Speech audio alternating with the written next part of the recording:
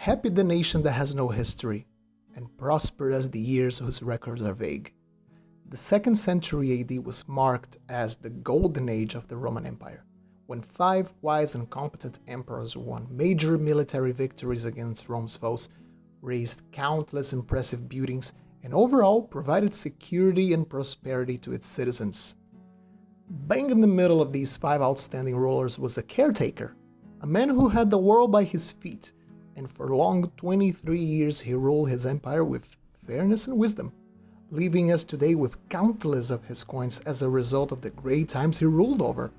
His name was Antoninus Pius, and today we will learn a bit of his history throughout his coins.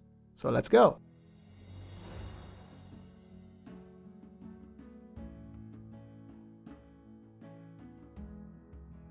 Antoninus lived his, let's say, pre-imperial life as what one would expect from a son of the Roman upper elite, managing his family's estates, receiving a very orthodox Roman education, and following the cursus honorum, the series of public positions one was expected to occupy as they advanced in public life.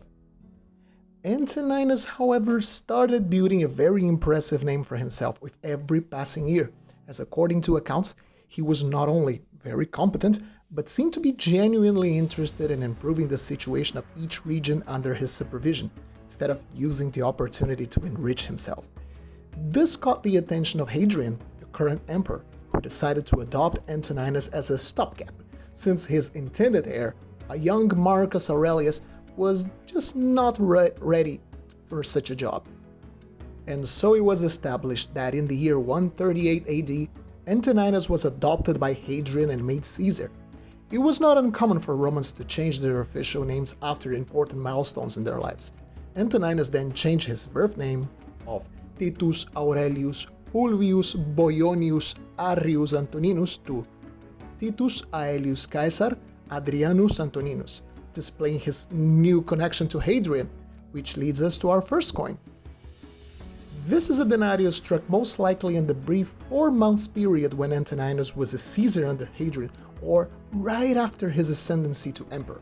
On the obverse, we can see the bust of Antoninus, but without the laurel wreath, as this was typically reserved to the emperor himself, and the legends read his new name and title, Imperator Titus Aelius Caesar Adrianus Antoninus. On the reverse we can see Fides, the incarnation of fidelity, something Antoninus was very famous for, particularly by how fierce he defended the honor of his adopted father against the Roman Senate. The legends indicate that this might be a coin minted right as he became emperor. Augustus Pius, Pontifex Maximus, Tribunicia Potestas, Consul Designatio for the 2nd year. Typical titles from someone who has already assumed the position of emperor.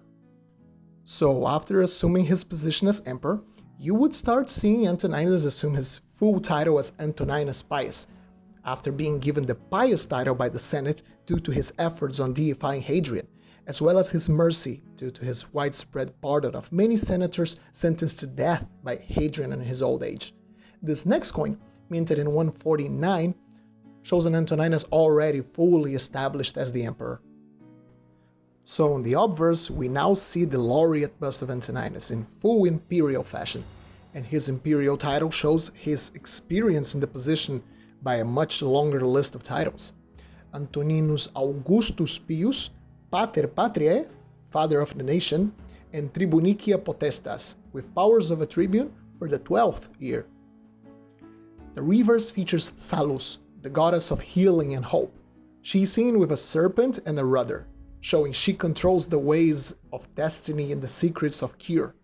For the vast majority of Antoninus' rule, all his coins have very benign symbols like this one, since he never got the empire into any big-scale conflicts. Salus is also said to be featured on the coins when the emperor recovered from a period of illness. Unfortunately, Antoninus would live a very sad moment just a couple of years into his reign. His wife, Faustina, would pass away at only 40 years of age. She was immediately deified by Antoninus, and he found it would be fitting to her memory to make a massive issue of coins commemorating her apotheosis, which makes coins of Faustina some of the most abundant coins of empresses to reach us today. On the obverse of this piece, struck between 141 and 146, we can see her bust looking right, with a very distinctive hairstyle she was famous for, and that particular hairstyle was copied by Roman women for nearly a century. The legends state her nearly deified status, Diva Faustina. The reverse is also a reference to her as a motherly figure, since she was a major philanthropist, instituted social programs for the poor and disenfranchised of Rome, particularly so for orphan girls. We see Ceres, the goddess of agriculture and fertility, holding a bunch of wheat and a torch, with the legends Augusta, Empress. Now, this is a really nice curiosity about Antoninus' coinage. During his reign, he issued as many coins for the remainder of the imperial family as he did for himself. I even have the numbers for this. For the number of denarii struck in Rome during his entire reign, 50% of them were struck under his name, Antoninus, 30% were struck for his wife, Faustina I, 12.5% were struck for Marcus Aurelius while he was still a Caesar, 7% were struck for his daughter, Faustina II, and even 0.5% for his late adoptive father, Hadrian, as a deified emperor. And since we've just talked about Faustina the Elder, it would be interesting to show another lovely denarius I have of his only surviving daughter, Faustina the Younger.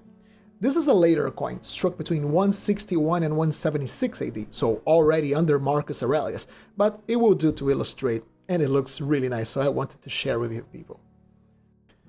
On the obverse, we have this lovely bust of Faustina. We can see that she did not adopt her mother's hairstyle, preferring to keep it on a tight bun. It looks like she inherited Antoninus' wavy hair, as it is shown flowing nicely from her forehead all the way to the back of her head. The legends are rather simple. Faustina Augusta, the Empress Faustina. If you ever consider collecting these, it's very easy to distinguish mother from daughter. Faustina the Elder is always shown as a middle-aged woman, while Faustina the Younger is always shown younger. The reverse features Juno, the queen of the gods, holding a scepter, a patera, and with a peacock by her feet. Juno was another goddess related to motherhood and procreation, being the wife of Jupiter, and this was a very fitting goddess to associate with Faustina, as Marcus Aurelius and her produced nothing less than 12 children. Unfortunately, one of them was Commodus. The legends say, Junoni Regina, so Juno, the queen. So the truth of the matter is that compared to the very eventful reigns of the other Antonine emperors, Pius's 23-year-long time in power was relatively calm and prosperous. Some might have argued that he wasted opportunities that would cause troubles for Marcus Aurelius later on, but can we blame him? Can we blame a man for delivering to its people peace and unprecedented prosperity in a dangerous and violent world like the ancient one? Outside of the Mint of Rome, his reign was also a very active one. There were droves of coins in silver, vellon, and bronze struck in other places of the empire, such as Alexandria, Antioch, and many smaller cities, which implies that the empire as a whole was going through a very active time economically, and demand for coins was high, with many reaching our days. But all good things must come to an end, and so it happened that at the ripe age of 74 in 161 AD, after developing a strong fever due to food poisoning, Antoninus hastily gathered the imperial council, confirming his decision to pass the position of emperor to Marcus, and then passed away peacefully. The now emperor Marcus Aurelius immediately requested the deification of Antoninus, which received unanimous approval by the Senate. The now Divus Antoninus would be buried at the mausoleum of Hadrian, just like he did with his wife. His adoptive son issued a massive number of coins celebrating his deification, like this example from 161. We once again see the bust of Antoninus without the laurel wreath. After all, we're looking at someone who no longer was burdened with the imperial title. If you notice the subtle detail, Antoninus is looking up at the heavens, an allusion to his ascension to a divine position. The legends are very simple. Divus Antoninus. The reverse shows a bit of a curiosity. It was typical for emperors to be cremated at an altar in the fields of Mars, but Antoninus was buried instead with his family. Therefore, the altar, which was supposed to be burning, doesn't have any flames on top of it like it would be expected. And the legends, once again, refer to his divine status, Divo Pio. Coins of Antoninus are very common in all metals, as well as from imperial mints or provincial issues. They make great beginner denarii due to their affordability, their availability, and as we've seen, they have very nice history behind every single design. Have you got any coins from Antoninus in your collection? What about from the rest of his family, from his wife, daughter, or from his adoptive son and following emperor, Marcus Aurelius? Let us know in the comment section below. If you liked the video, consider leaving a like and subscribing to the channel. It helps a lot. Happy collecting, and I'll see you all soon.